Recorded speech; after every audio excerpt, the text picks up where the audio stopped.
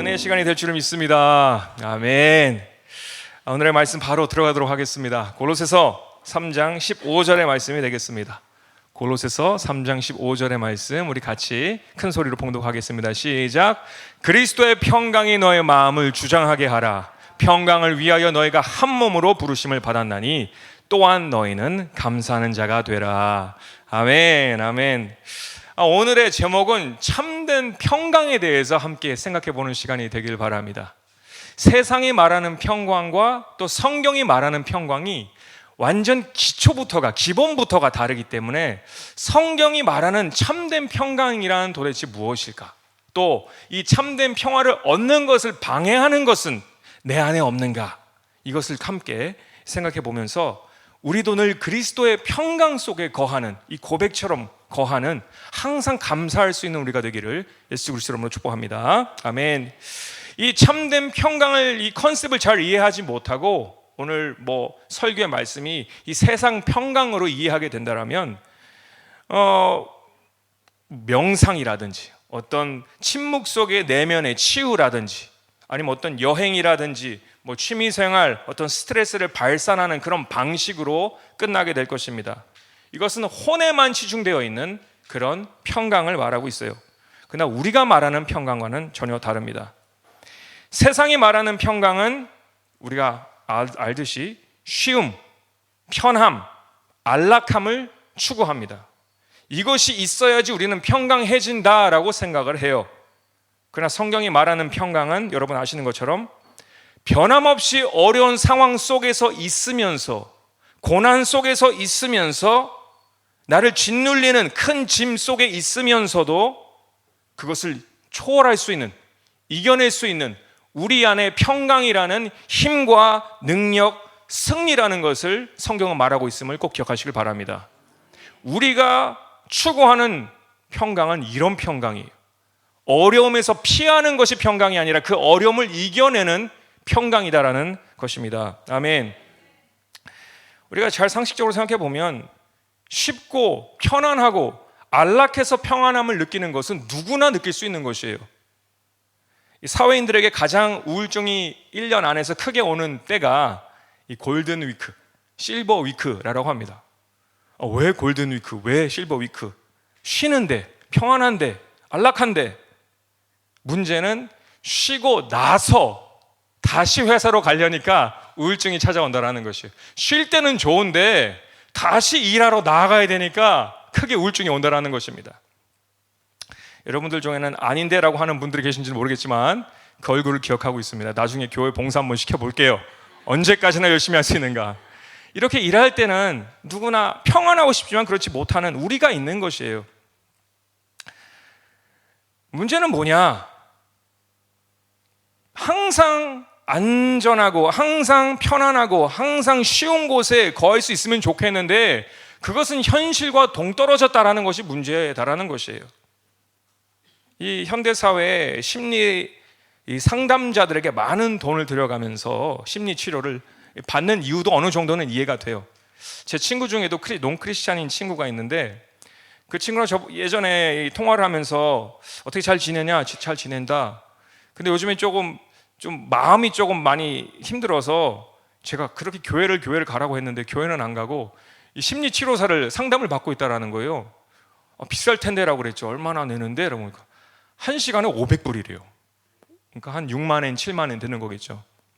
나도 심리 상담사나 될 거 그랬나라는 생각이 들기도 하는데 그런데 그 사람이 그러는 거예요. 그 친구가 그러는 거예요. 더 비싼 데가 많다고 이거는 싼 거라고 하더라고요.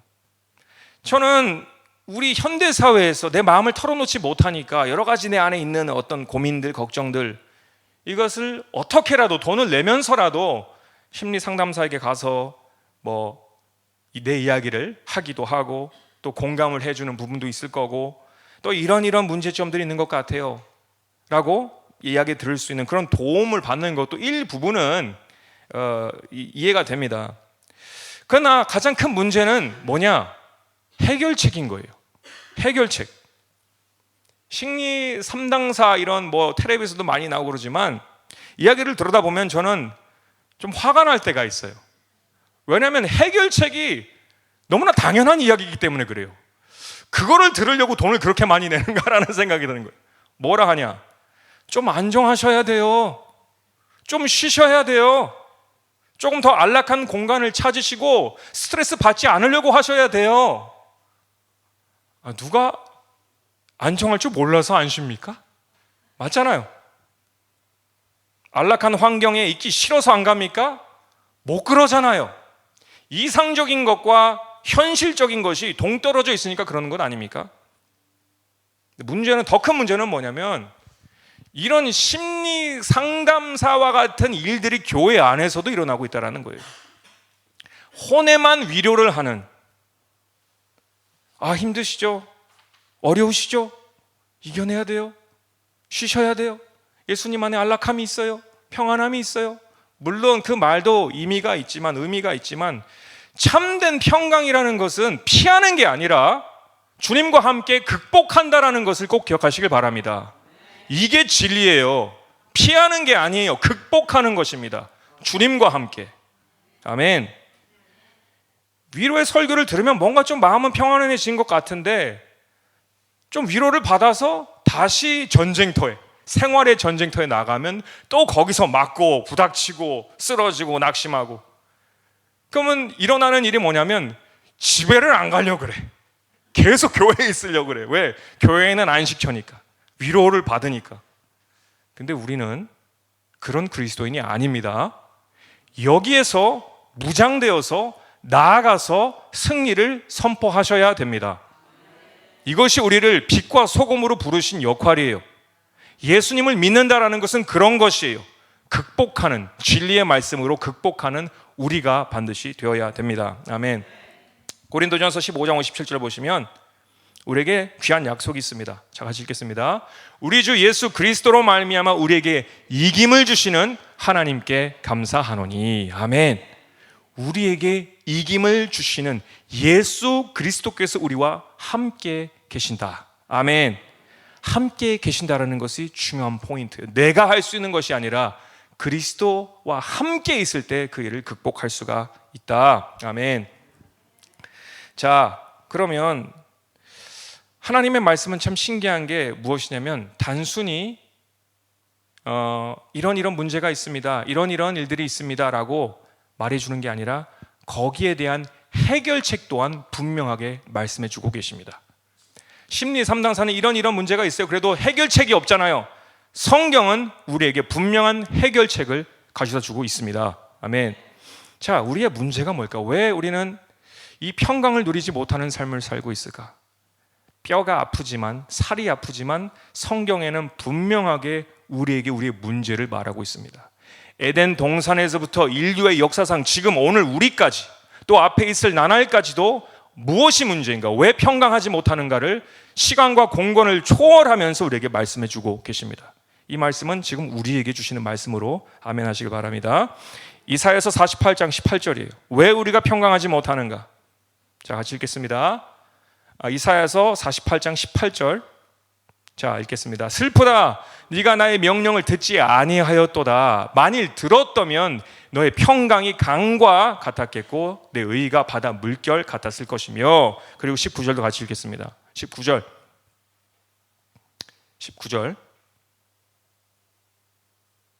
이사야서 48장 19절 읽겠습니다. 조금 어려움이 있나요? 그 다음 절입니다. 그 다음 절. 자, 제가 읽겠습니다. 내 자손이 모래 같았겠고 내 몸의 소생이 모래알 같아서 그의 이름이 내 앞에서 끊어지지 아니하겠고 없어지지 아니하였으리라 하셨느니라. 아멘. 이 말씀 보이시죠? 네가 나의 명령을 주의하였더라면 너의 평강이 강과 같았겠고 라는 말씀이 있습니다. 에덴 동산에서 아담과 하와가 왜 하나님의 완전하신 평강 속에 나오게 되었을까요? 하나님의 말씀에 내 마음을 귀 기울이지 않고 주의하지 않아서 그 말씀을 벗어나게 돼서 평강도 함께 떠나가게 됨을 우리는 알 수가 있습니다. 마찬가지로 오늘의 우리의 삶 속에서 내가 왜 평강하지 못하는가? 하나님의 말씀은 늘 과거 이야기가 아니라 오늘 나에게 주시는 말씀이에요.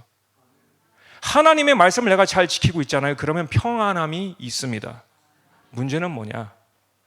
우리 모두, 여러분들에게 하는 말이 아니라 저도 마찬가지로 하나님의 말씀에 주의를 기울이고 순종하지 않으니까 늘 내 마음에 이런 평안함이 없는, 늘 힘듦이 있는 그런 경험을 우리는 하게 되는 것입니다. 하나님의 말씀은 참 재미있는 게 모든 극사실적인, 극현실적인 이야기를 오늘날 우리에게 바로 말씀하고 계신다라는 것입니다. 저는 그래서 하나님의 말씀을 진리라고 생각하는 이유 중에 하나가 바로 그것이에요. 너무 우리를 잘 알아요. 나는 숨기려고 하고 있지만 그 말씀을 바르게 보면 나를 머리부터 발끝까지, 나의 영혼까지도 너무나 하나님은 잘 알고 계시고 나한테 그 부분을 지적하고 계시다는 것을 알기 때문에, 경험하기 때문에 진리의 말씀이다라는 것을 우리는 알 수가 있습니다. 아멘. 이 미신자들 중에는요, 이런 말을 하는 분들이 계세요. 성경은 여러 사람이 성경에는 하나님의 영감을 받아서 기록한다라고 하는데 어떻게 정말 하나님의 영감으로 받아서 기록했는지를 어떻게 믿을 수 있느냐? 사람이 그래도 기록했는데 라는 말을 해요.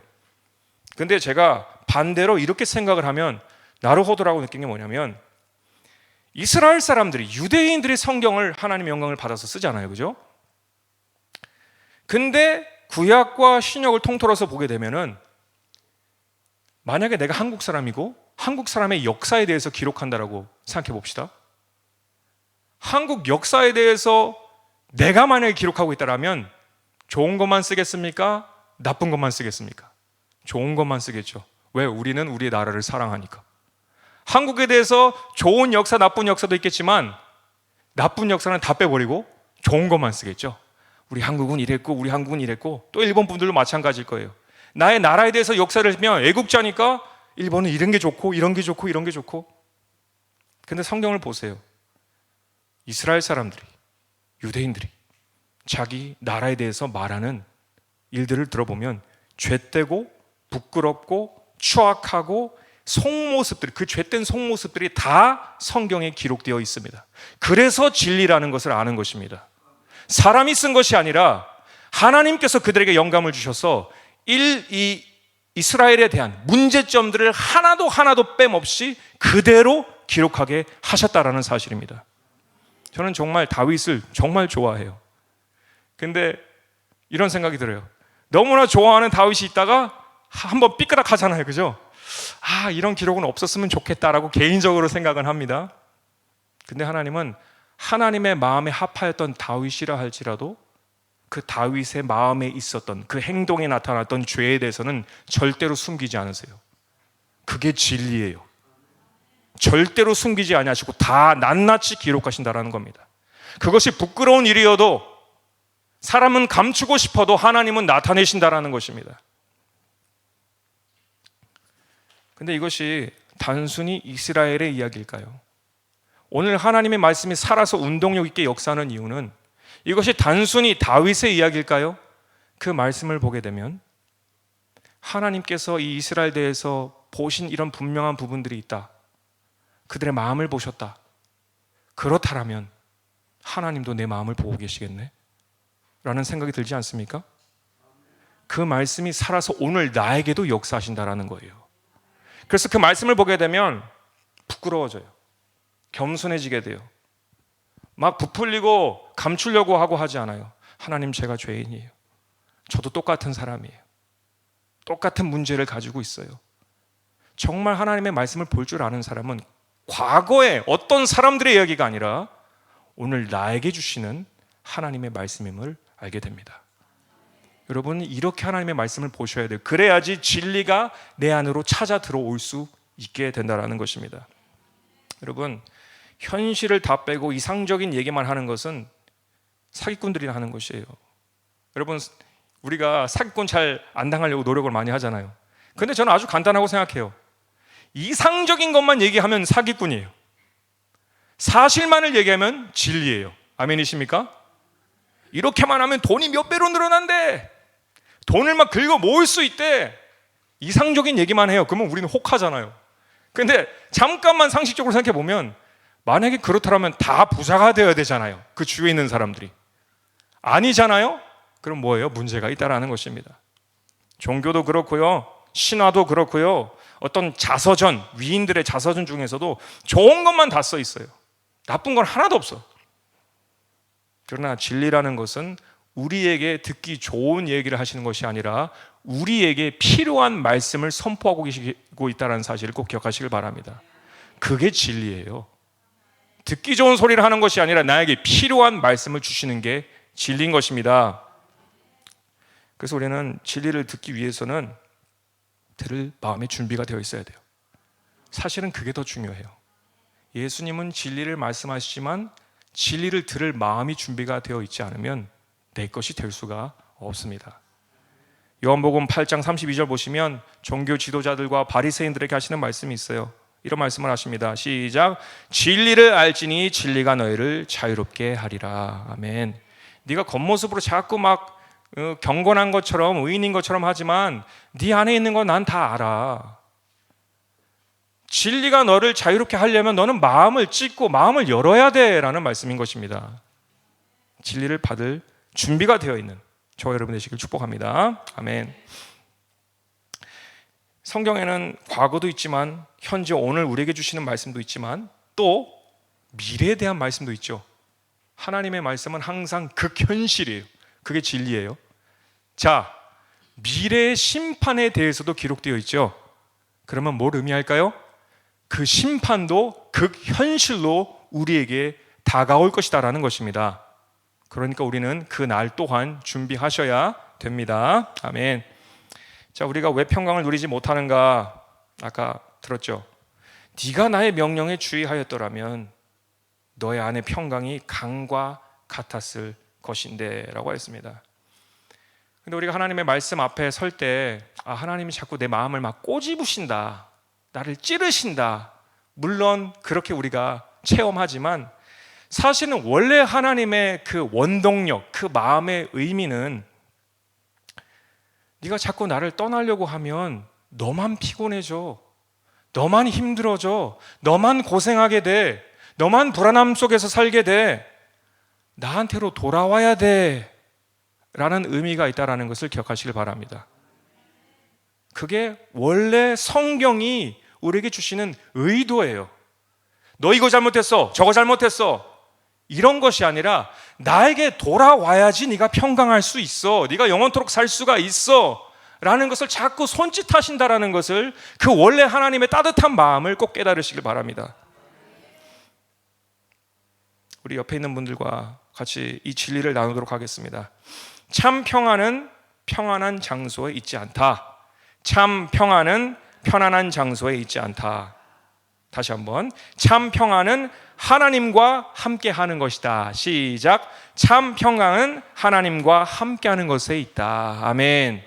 장소가 아니라 하나님 안에 거할 때 참 평안이 있습니다. 아멘. 제가 어렸을 때 이것을 어떻게 여러분에게 전달을 해야 될까 생각하다가, 제가 어렸을 때 이 브라질에서 초등학교 이제 4학년 정도 되었을 텐데, 그 브라질에 있는 교회는 큰 기도원이 있었어요. 몇 에이커가 되는 아주 대지가 넓은 그런 기도원이었는데, 이 주위가 다 숲이에요. 숲. 운동장도 있고 뭐 선교실도 있고 이런데, 저녁이 되면은 정말 칠흑과 같이 어두워요. 그래서 마치 별이 조명을 되어주듯이 별이 가장 빛나고 주위에는 다 시꺼매요. 아무것도 없어요. 그리고 그 예전이다 보니까 그 전기 제너레이터라고 하잖아요. 그 전기를 만들어내는 그 기계, 돌아가는 기계가 있잖아요. 휘발유로 해서. 그거를 사용해도 전기가 약하니까 전구를 켜도, 옛날엔 이런 형광등이 아니라 전구들이었는데, 작은 전구들이었는데, 그 전구를 켜도 밝지가 않아요. 애매해요. 그러니까 오히려 안 보이는 게 날 때가 있어. 그 전구만 켜면 약간 더 무서워. 막 뭐 헛것이 보일 정도로 더 무서운 것 같아. 근데 그런 기도원이었는데, 저녁이 되잖아요. 화장실에 가고 싶을 때가 있잖아요. 그죠? 어린아이일 때. 화장실 가야 되는데. 점점 참다 무서우니까 못 가고 참다가 이제는 더 이상 못 참겠어. 그때 이제 좀 인내심이 생겼는지는 모르겠지만 못 참겠어. 그러면 어떻게 합니까? 아버지와 어머니를 깨웁니다. 아버지, 엄마, 같이 화장실 좀 가요. 자, 잘 생각해 보세요. 상황은 여전합니다. 여전히 칠흑과 같이 어두운 밤이에요. 아무것도 보이지 않아요. 그런데 더 이상 두려워하지 않고 화장실을 갈 수 있게 됩니다. 뭐일까요? 갑자기 화장실 불이 밝아져서 갈 수 있게 되는 것일까요? 환경, 상황이 바뀌어져서 두려움이 없어져서 갈 수 있게 되는 것일까요? 아니잖아요. 내 마음에 평강을 주시는 분이 나와 함께 계시기 때문에 갈 수 있게 된다는 것입니다. 이 상호적인 상황을 여러분이 이해를 하셔야지 하나님과 동행하는 것이 무엇인가를 알게 돼요.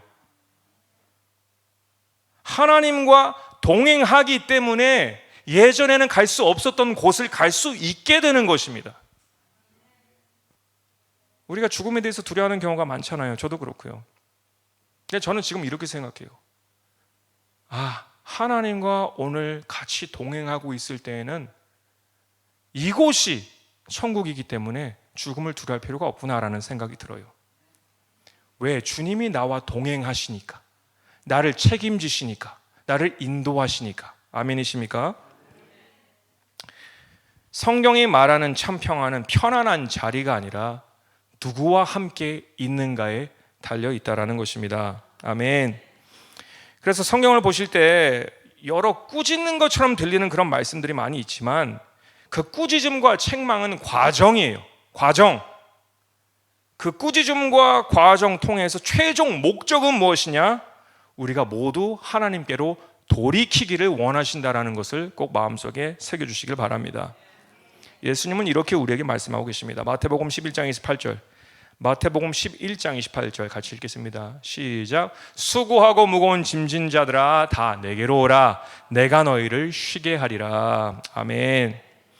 여기 예수님의 말씀을 보시면 알 수 있듯이 내가 너를 쉬는 장소로 인도하겠다라고 말씀하지 않고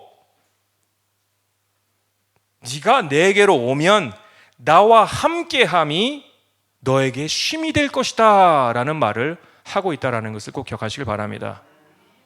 주님이 나의 쉼이 되어주신다라는 것입니다. 원어로 보시면 평화의 하나님, 평강의 하나님, 여호와 샬롬이라고 말하는데요, 하나님께서는 우리를 평화의 장소로 인도하신다라는 말이 아니라 하나님 자신이 평강이다라는 것입니다. 하나님 자신이 평강이시기 때문에 우리가 평강 되신 하나님과 함께할 때 나는 평강해질 수 있게 되는 것입니다. 아멘. 제가 이 참평강이라는 그 주제에 대해서 어디를 뭐라고 할까요? 이 목회자들은, 설교자들은 그 하나님의 말씀 속에서 그 평강을 발견하기 위해서 찾아다니고 때가 있어요. 근데 마음속에는 좀 창세기부터 조금 봐야 되겠다라는 생각이 들어서 이 창세기 2장부터 쭉 읽어 나가기 시작했습니다. 근데 저는 이제 평강에 대해서 찾아야 돼요, 주제를요. 근데 여러분 아시는 것처럼 창세기 2장부터 쭉 읽어 나가시게 되면은 참 평강보다는 심판에 대한 기록들이 더 많아요. 그죠? 에덴 동산에서 쫓겨나고 또 노아의 홍수의 심판이 있고 이 갈등이 오는 거예요. 여기 헛디디졌나? 이 말씀이 아닌가?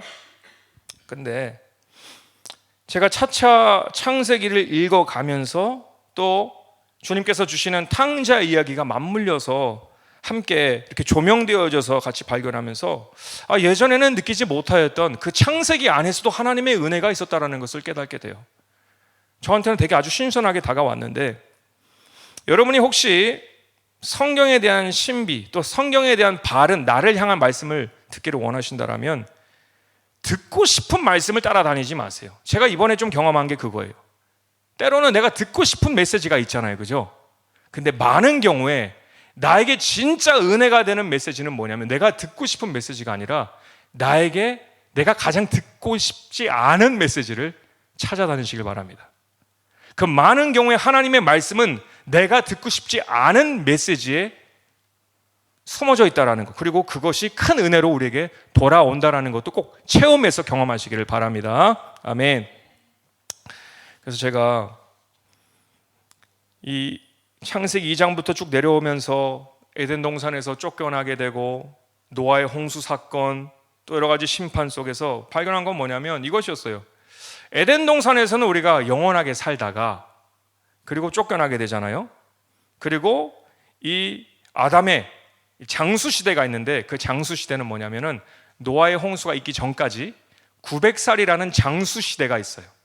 영원히 살다가 900살의 장수 시대를 살다가 이제 창세기 5장 6장으로 가면서 급격히 수명이 줄어들게 됩니다.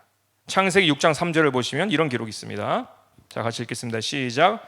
여호와께서 이르시되 나의 영이 영원히 사람과 함께 아니하리니 이는 그들이 육신이 됨이라. 그러나 그들의 날은 120년이 되리라 하시니라. 아멘. 900살까지 장수의 시대를 살다가 이제는 120세의 평균 시대를 살게 됩니다. 자, 근데 지금 우리가 120살 살면 되게 장수하는 거잖아요, 그죠? 지금 우리의 평균 수명이 어떻게 되느냐? 제가 국제보건기구를 찾아보니까 선진국인 경우에는 80세까지 사시고 80대 안에, 그리고 전 세계 평균 수명은 70세를 약간 넘는다고 합니다.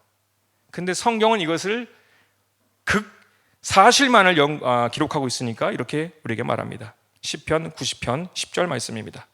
우리 같이 읽겠습니다. 시작. 우리의 연수가 70이요 강건하면 80이라도 그 연수의 자랑은 수고와 슬픔뿐이요 신속히 가니 우리가 날아가나이다. 아멘. 성경도 이 사실을 증거하고 있습니다. 70에서 80세가 우리의 수명, 평균 수명이다라는 것입니다. 저는 이런 말씀을 보면서 평강은커녕 조금 더 걱정이 되고 근심이 되고 수명이 줄어드는 하나님의 심판으로 막 이것이 다가오게 되고 있는 그 찰나에, 그것이 단순히 하나님의 심판만이 있는가가 아니라 더 깊은 곳에 하나님의 숨겨진 은혜가 있다는 것을 어떻게 탕자 이야기를 통하여서 재조명하게 되더라고요. 물론 심판을 통하여서 우리가 다시 하나님께로 돌아가야 된다는 의미도 있지만, 하나님과 떨어져 나왔어도 하나님의 은혜가 그들과 함께 있었다라는 것을 보게 됩니다. 자, 누가복음 15장 12절에서 13절까지의 말씀이 되겠습니다. 자, 같이 읽겠습니다. 시작. 그 둘째가 아비에게 말하되 아버지여 재산 중에서 내게 돌아올 분깃을 내게 주소서 하는지라. 아비가 그 살림을 각각 나눠주었더니 13절. 그 후 며칠이 못되어 둘째 아들이 재산을 다 모아가지고 먼 나라에 가 거기서 허랑방탕하여 그 재산을 허비하더니. 아멘. 제게 온 깨달음으로서 신선하게 찾아오는 말씀이 무엇이었냐면 이 아버지의 재물이었어요. 재산. 아버지께서 그 아들에게 모아주신 그 재산에 대한 것이었습니다. 그리고 드는 생각이 이건데, 탕자는 아버지를 뒤로 하고 떠났습니다. 그죠? 그리고 먼 나라에 가서 거기서 허랑방탕하게 살았습니다. 자, 여기서 주목하고 싶은데, 탕자가 먼 나라에 가서 살 수 있었던 비결이 무엇이었을까요? 아버지의 재산이 있었기 때문에 그 아들은 살 수 있었다라는 것이에요. 아멘이십니까? 그는 아버지를 떠나갔지만 여전히 아버지의 재산이라는 보살핌 속에, 또 도움 속에, 은혜의 흔적 속에 아들은 자기는 몰라도 살고 있었다라는 사실입니다. 탕자는 아버지로부터 독립했다라고 생각했지만 아버지의 은혜에서 그는 여전히 머물고 있었다라는 것이죠.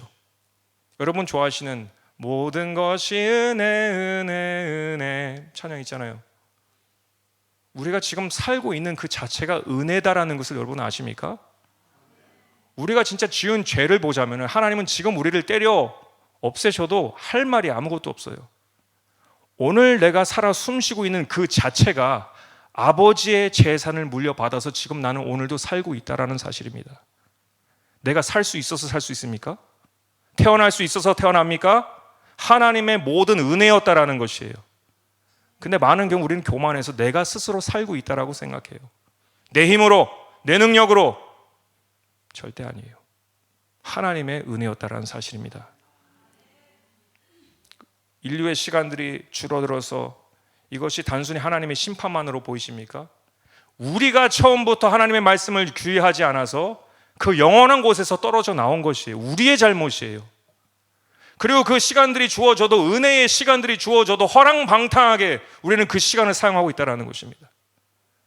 정작 하나님께 돌아가야 하고 하나님의 뜻에 따라서 살아야 하는 우리가 있는데 아직도 내 먹고 살려고 살고 내 뜻대로 살고 허랑방탕하게 그 은혜의 시간들을 나는 사용하고 있었다라는 것입니다. 그럼에도 불구하고 하나님은 하나님의 은혜로서 늘 우리와 함께, 나는 막 내 멋대로 살고 있지만 하나님의 은혜는 내가 기억하지 못할 때에도 있었다라는 사실 여러분 꼭 기억하시길 바랍니다.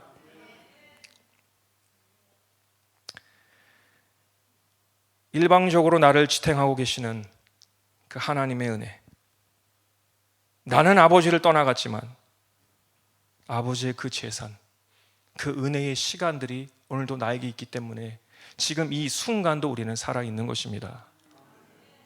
이사야서 42장 3절 5절 보시면 이런 말씀이 있습니다. 이사야서 42장 3절에서 5절, 3절과 5절이죠. 같이 읽겠습니다. 상한 갈대를 꺾지 아니하며 꺼져가는 등불을 끄지 아니하고 진리로 공의를 베풀 것이며, 또 5절, 하늘을 창조하여 펴시고 땅과 그 소산을 베푸시며 땅 위에 백성에게 호흡을 주시며 땅에 행하는 자에게 신을, 생명을 주시는 하나님 여호와께서 이같이 말씀하시되. 아멘. 신이라는 것을 영을 의미하는데 그것을 원어로 보시게 되면 루아흐라고 해서 생명을 불어넣으신다는 것입니다. 우리에게 생명을 지금도 허락하고 계시다라는 사실입니다. 이것을 이해해야지 정말 아버지를 이해할 수가 있어요. 우리는 우리가 얼마나 죄인인가 알잖아요. 행동으로도 마음으로도 맨날 죄 짓고 살잖아요. 하나님을 믿는 사람도 믿지 않는 사람들은 더 그러겠지만 죄를 지면서도 잘 살잖아요. 운인 것 같아요? 하나님의 은혜였어요. 그 은혜의 시간이 있을 때 빨리 돌이켜라라는 것인데 그것을 모르고 그냥 내가 원래 가지고 있어야 할 시간이라고 생각하고. 근데 중요한 것은, 무서운 것은 뭐냐면은 탕자에게도 마찬가지지만 성경의 기록이 뭐냐, 그 아버지의 재산이 다 탕진될 때가 있다라는 것이에요. 그게 무서운 거예요. 그럼 어떻게 할 거예요? 심판을 받아야 되잖아요. 그 시간 안에 우리가 하나님께 빨리 돌아가야 된다라는 것입니다. 아멘. 이렇게 큰 은혜가, 저는 이 말씀을 묵상하면서 이 아버지의 큰 은혜, 그 사랑을 다시 한번 경험하면서 느끼게 되는 게 뭐냐면, 이 아버지가 오늘도 나를 지탱해 주고 계셨더라면, 또 나를 기다려 주고 계시는 그 아버지가 계시다라면 막 마음에 평강이 생기고 힘이 생기는 거예요. 오늘날 하루하루를 이길 만한 힘이 바로 내게 있었구나. 하나님이란 분을 통하여서 나에게 이미 허락되어졌구나.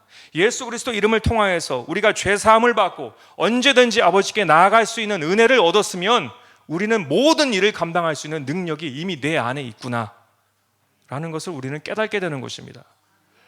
너무 신앙생활을 이론적으로 하지 마세요. 이론적으로 항상 신앙생활이 보면은 뭔가 어디 줄이 이렇게 하나로 연결되어 있어야 되는데 끊어져 있어요. 신앙생활이 끊어져 있으면 안 돼요. 말씀과 주님과의 관계 속에서 항상 연결되어져 있어야 된다는 사실입니다. 이것이 정말 중요해요. 진리는 살아 운동력 있게 역사하듯이 나도 살아 있어야 된다는 것이에요. 아멘.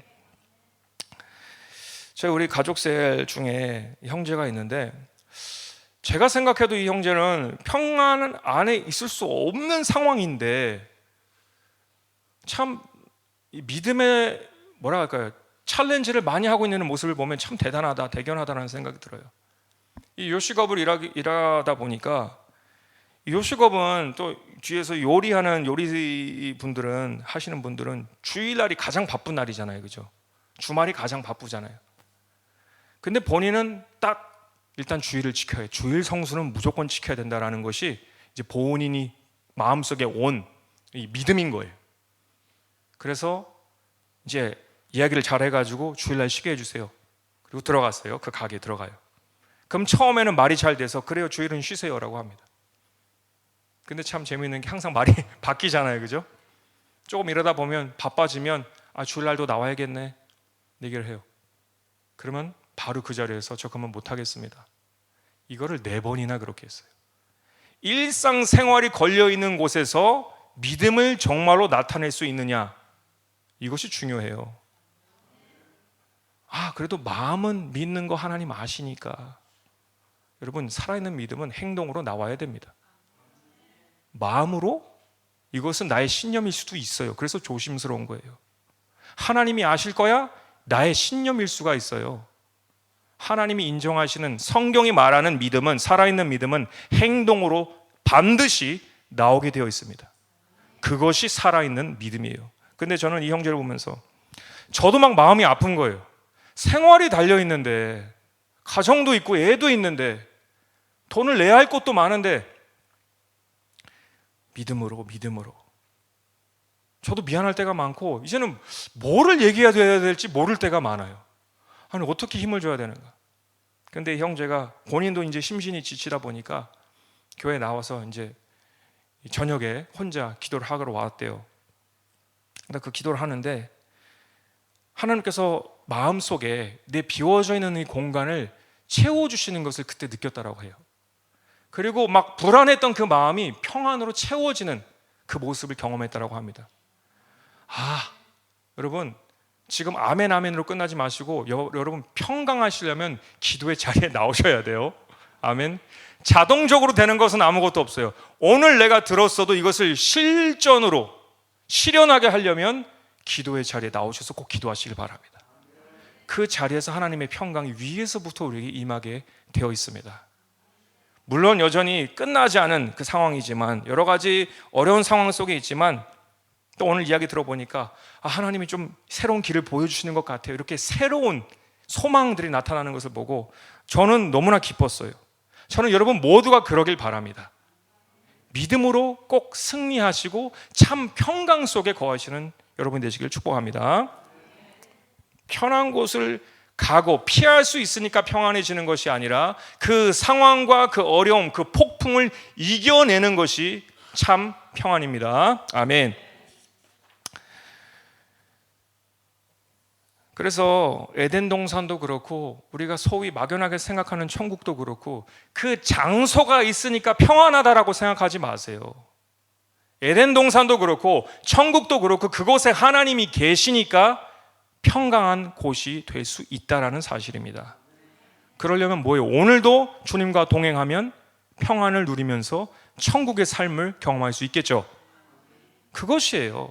먼 그 날을 기대하지 마시고 지금 천국의 삶을 꼭 주님과 함께 사시기를 바랍니다. 아멘.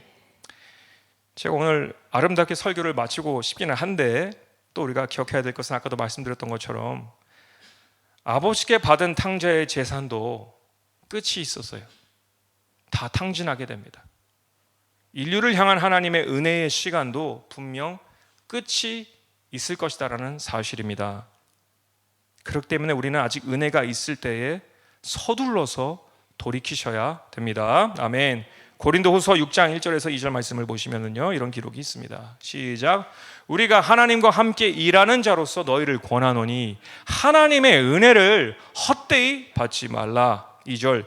이르시되 가라사대 내가 은혜 베풀 때에 너를 듣고 구원의 날에 너를 도왔다 하셨으니 보라 지금은 은혜 받을 만한 때요 보라 지금은 구원의 날이로다. 아멘. 때라는 것이 있다라는 것이에요. 은혜 베풀 때가 있고 구원의 날이 있다라는 것이에요. 그 때가 있다라는 것은 끝이 있다라는 말이 되겠죠. 여러분 그 때가 끝나기 전에 서둘러서 아버지께 돌아가시기를 바랍니다. 아멘. 자, 근데 어떻게 돌아가는가? 요한복음 11장 2절에서 6절을 보시면 어떻게 아버지께 돌아갈 수 있는가 알 수 있습니다. 이것도 다 길지만 좀 함께 읽어보겠습니다. 시작. 내 아버지 집에 거할 곳이 많도다. 그렇지 않으면 너희에게 일렀으리라. 내가 너희를 위하여 초소를 예비하러 가노니 가서 너희를 위하여 초소를 예비하면 내가 다시 와서 너희를 내게로 영접하여 나 있는 곳에 너희도 있게 하리라. 4절. 내가 가는 곳에 그 길을 너희가 알리라. 자, 우리는 궁금하잖아요. 어떻게 가요? 아버지의 집에 어떻게 가요? 도마가 똑같은 궁금증을 가지고 있었어요. 5절. 도마가 가로되 주여 어디로 가시는지 우리가 알지 못하거늘 그 길을 어찌 알겠삼나이까. 우리가 너무나도 잘 아는 6절. 시작.